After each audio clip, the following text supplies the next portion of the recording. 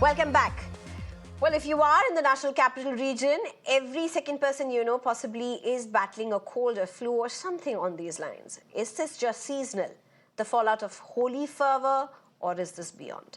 The National Capital is battling the worst swine flu H1N1 virus outbreak in years, according to doctors. According to the latest data, which came around a week ago, over 54% of households in Delhi NCR region has reported at least one member suffering from symptoms associated with swine flu or influenza A. So how is this different from the season? But this is just one part. Many are talking about a longer period of recovery this is taking. While we are at it, H1N1, also known as swine flu, is a subtype of influenza A virus, which is known to be the most infectious version of the virus. In severe cases, H1N1 can lead to pneumonia and other respiratory complications. So to decode the seasonal patterns, weakening immunity, and Delhi's coughing fever, I'm going to be joined by an expert shortly. But first, let's just get you one of the doctors on ground who my colleague Kritika spoke to just try and understand what's the situation around. Sir, what is the patient load that you have witnessed in your practice recently? See, for the last 1 month, we have seen a lot of patients coming with a flu-like illness. And of course, we don't test everybody, but we do give them antiviral medication because that works best within the first 48 hours. But the problem is by the time they reach us, it's already 4 or 5 days. And they've had a course of antibiotics, which doesn't really help because all these are viruses basically. Yeah. So we don't even know most of the time which strain, maybe it's H1N1, maybe it's H3N2 influenza B, but there has been a spike in the cases.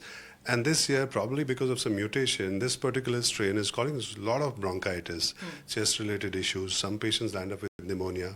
Few need hospitalization as well.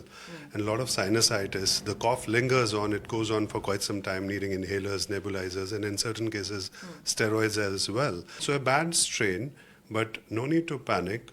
Most of the patients are getting better on OPD basis, but some need hospitalization, especially the elderly and the ones with comorbidities have to be really very careful. And the message out here is that every year in the month of October, November, everyone should get vaccinated against flu. And most of the patients here actually do not do that. And instead what they do when they have fever or a flu-like illness, they end up taking multiple courses of antibiotics, which is not the treatment, doesn't help. And of course, it complicates issues leading to antibiotic resistance as well. So get in touch with your doctors if the symptoms persist beyond 48 hours. Right. Well, I'm being joined by Dr. Sanjeev Bagai. Very good evening, Doctor. Thank you so much for your time. Dr. Sanjeev Bagai, firstly, put things in perspective for us, Doctor.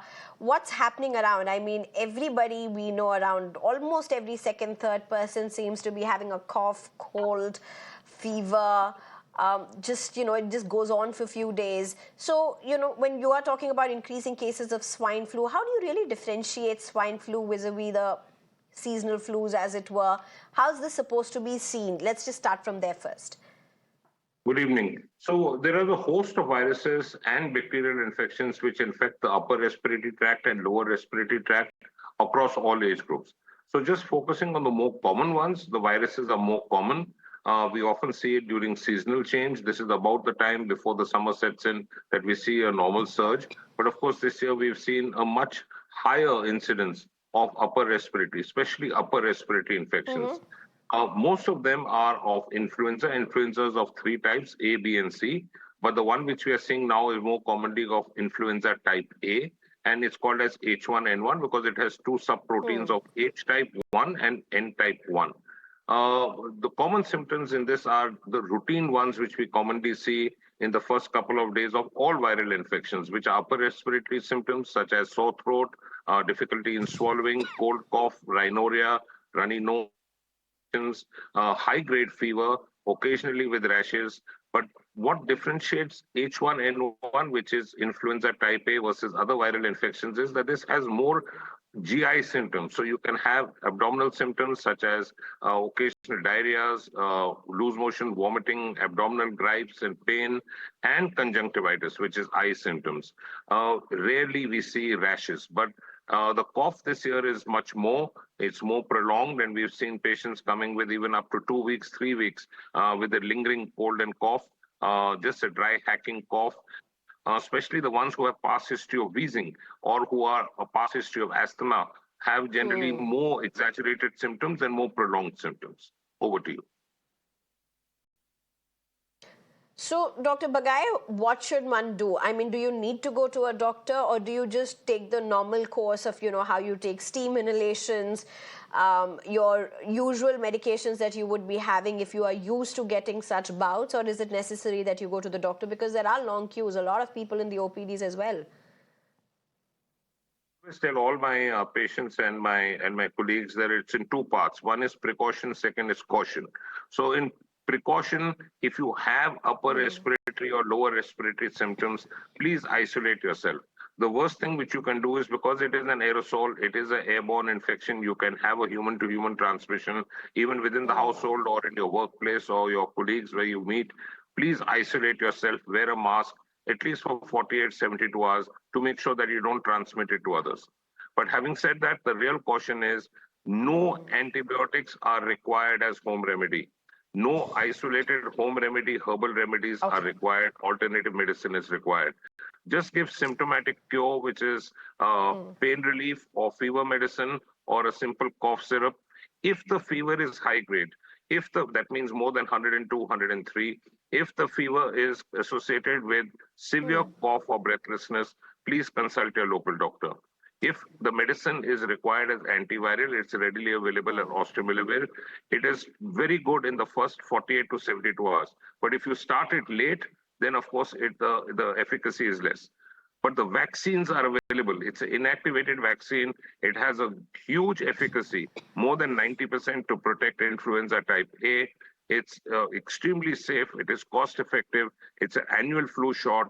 It's given to all age groups beyond the age of 6 months onwards. It's an absolute must.